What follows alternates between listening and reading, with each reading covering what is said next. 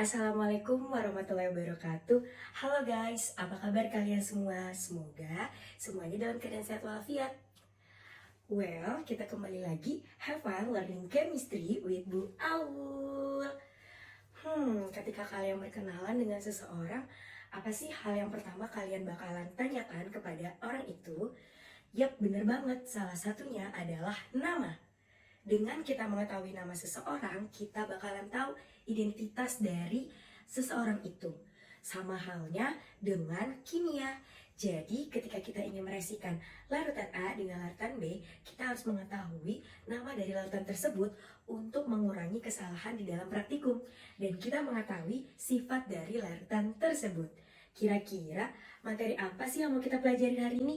Yap, bener banget. Kita akan belajar tentang tata nama senyawa kimia. Adapun tujuan pembelajaran dalam pembelajaran hari ini yaitu menganalisis tata nama senyawa biner, poliatomik, asam basa, dan hidrat. Maka submaterinya yang kita pelajarin adalah tata nama senyawa biner, poliatomik, asam basa, dan hidrat. Kita mulai dari pengertian tata nama senyawa kimia. Jadi, tata nama senyawa kimia adalah penamaan suatu senyawa yang sistematis dan telah disepakati oleh lembaga yang bernama IUPAC. Well, kita mulai dari submateri yang pertama, yaitu adalah tata nama senyawa biner dari unsur logam dan non-logam atau dikenal sebagai senyawa ion. Jadi, senyawa biner itu adalah senyawa yang terdiri dari dua unsur. Pada materi ini yaitu terdiri dari logam yang bermuatan positif disebut dengan kation dan unsur non-logam yang bermuatan negatif disebut anion. Yuk kita lihat aturannya untuk golongan utama atau logam pada golongan A. Oke, pada SPU bisa kalian lihat ya, logam 1A kecuali hidrogen karena berwujud gas, maka kita masukkan unsur non-logam. Kemudian ada golongan logam 2A, lalu ada 3A, sampai batas-batas diagonal yang ada di dalam tabel SPU yang berarti dimasukkan ke dalam unsur metaloid atau semilogam. Untuk unsur metaloid atau semilogam ini dalam tata nama kita masukkan dalam unsur non-logam. Nah, hati-hati untuk SN sama PB tidak termasuk untuk aturan golongan A. Untuk aturan golongan A kecuali SN dan PB kita tulis aturannya nama logam diikuti dengan nama non-logam lalu diakhiri dengan akhiran ida. Contoh, misalnya NaCl. Na dalam tabel periodik disebut dengan natrium. Kemudian Cl di dalam tabel periodik disebut klorin. In-nya hapus jadinya ida, maka natrium klorida. Contoh yang kedua yaitu adalah K2S. Hati-hati di dalam K2S karena K ini kalium sedangkan Ca adalah kalsium. Kita pilih yang kalium ya. Nah, untuk S itu di dalam tabel periodik kan adalah belerang. Belerangnya kita hapus karena di akhir kata, maka kita ganti dengan sulfur, lalu urnya hapus jadi ida. Cara stok atau unsur yang termasuk logam bermuatan lebih dari dua jenis yang terletak pada tabel periodik pada golongan B atau transisi menggunakan aturan ini. Nah, tapi hati-hati pada timah dan timbal ternyata muatannya juga lebih dari dua jenis, jadi menggunakan cara stok. Untuk cara stok dimulai dengan nama logam diikuti dengan buka kurung muatan dari logam tersebut dalam tulisan Romawi, lalu tutup kurung diikuti dengan nama non-logam dengan akhiran ida. Kita ambil contoh yang FeO. Supaya lebih mudah, kita ionisasikan menjadi kation dan anionnya, di mana kationnya ada Fe, kemudian anion ada O. Nah, untuk O ini terletak pada golongan 6A sehingga memiliki 6 elektron. Untuk mencapai oktet atau 8 elektron, maka harus menyerap 2 elektron sehingga bermuatan O2-. Untuk senyawa itu ternyata muatannya adalah netral, FeO tidak ada muatannya, yang di atas itu maka dia muatannya netral sama dengan 0. Jika O2-, maka Fe lawannya supaya hasilnya 0. Fe berarti plus 2. Maka kita tulis ya, Fe nama bahasa Indonesianya adalah besi, buka kurung Romawi 2, tutup kurung.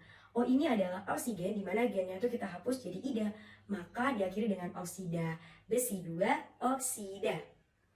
Kita lanjut ke contoh soal selanjutnya yaitu adalah CuF3. kita ionisasikan lagi Cu dengan F, di mana F ini terletak pada golongan 7A, sehingga untuk mencapai oktet 8 elektron, dia harus menyerap 1 elektron. Maka F ini bermuatan negatif 1. Karena F-nya ini berjumlah ada 3, maka min 1 ini kita kalikan 3, dan jumlah muatannya menjadi min 3. Agar CuF3 bermuatan netral sama dengan 0, maka Cu-nya adalah plus 3. Oke, kita tulis menjadi Cu yaitu adalah tembaga, buka kurung Romawi 3, tutup kurung, F ini adalah fluorin, ini kita hapus jadi ida. Maka selanjutnya adalah tata nama senyawa biner untuk unsur non-logam dengan unsur non-logam atau dikenal dengan senyawa kovalen. Nah, hati-hati untuk senyawa kovalen ini, aturannya lebih gampang, kalian bisa lihat di slide. Intinya depannya harus ada jumlahnya dalam bahasa Yunani, akhirnya tetap sama pakai ida. Tapi untuk penulisan dari rumus kimianya ada urutannya. Contohnya misalnya nih kita ada soal Cl dengan C dahuluan mana sih? Oh ternyata duluan C daripada Cl, maka kita pilih CCl4.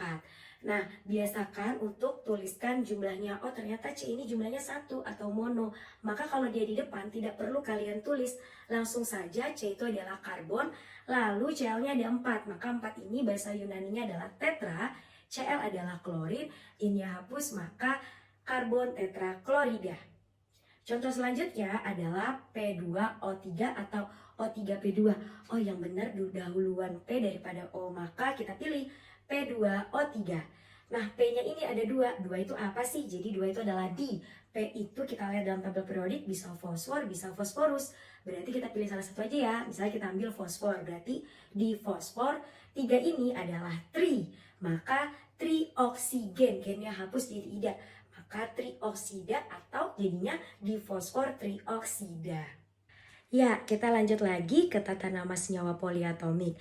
Jadi, senyawa poliatomik itu terdiri dari lebih 2 jenis unsur atau atom, di mana tabelnya itu bisa kalian lihat pada tabel berikut ya, ada ion poliatomik. Nah contohnya yang sering keluar ini adalah SO3 dengan akhirannya itu maka it karena O nya lebih sedikit jadinya sulfit, sedangkan SO4 O nya lebih banyak maka sulfat.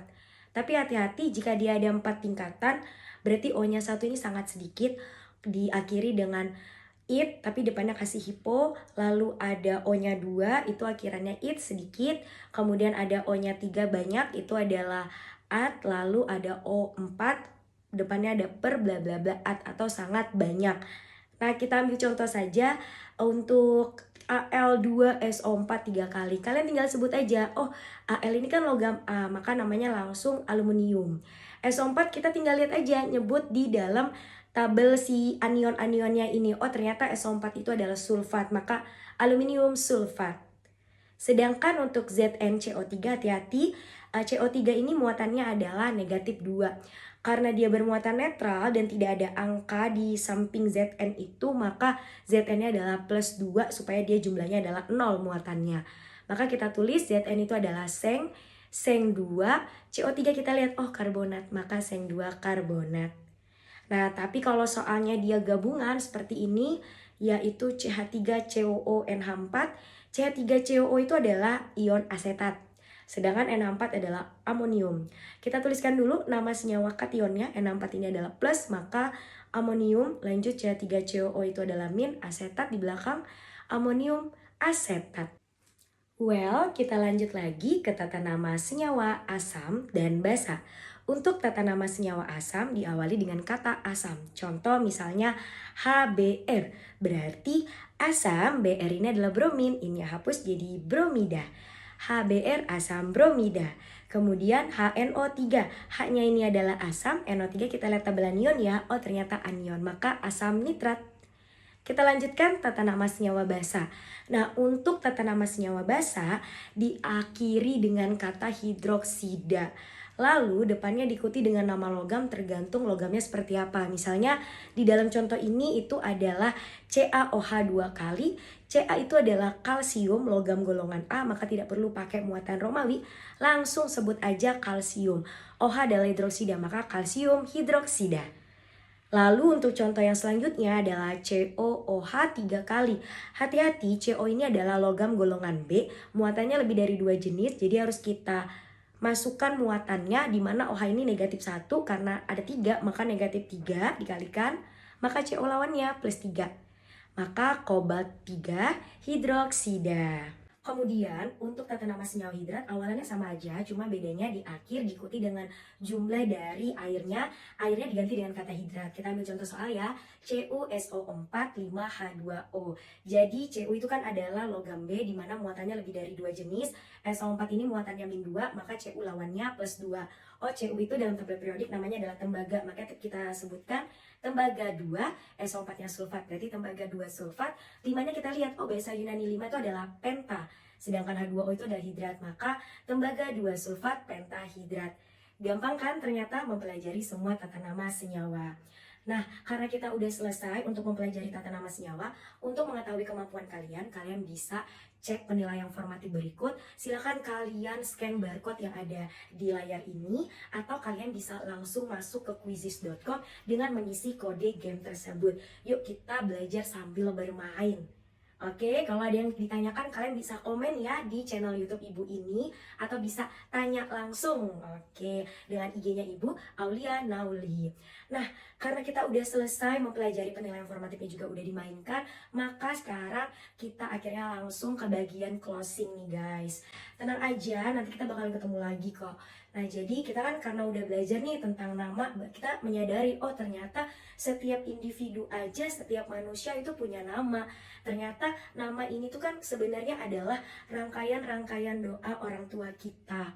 Harapannya kita itu dapat menjadi pribadi yang sesuai orang tua kita berikan nama kepada kita. Begitu juga dengan senyawa kimia.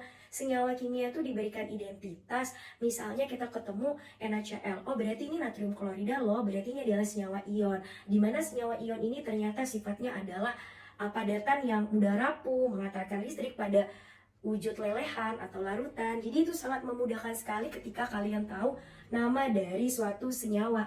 Kalian bisa tahu MSDS-nya mereka, kalian bisa tahu menempatkan mereka di dalam penempatan di dalam lab kimia juga seperti itu. Nah, kalau gitu udah selesai pembelajaran dari Ibu. Ibu mohon maaf kalau misalnya ada salah.